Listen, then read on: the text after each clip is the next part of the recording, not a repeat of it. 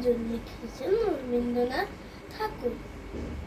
রথযাত্রা লোকারণ্য মহা ধুমধাম, ভক্তেরা লুটিয়ে পড়ে করিছে প্রণাম। বদভাবে আমি দেব, রথভাবে আমি, মূর্তি ভাবে আমি দেব, হাসের অন্তর্যামী।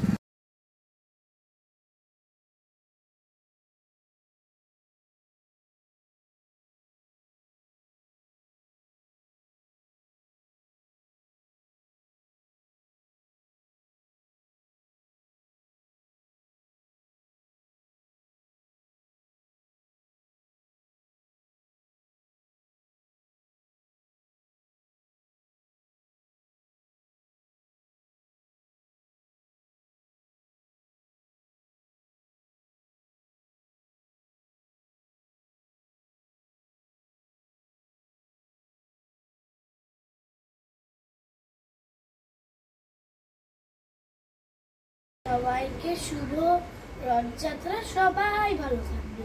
জয় জগন্নাথ।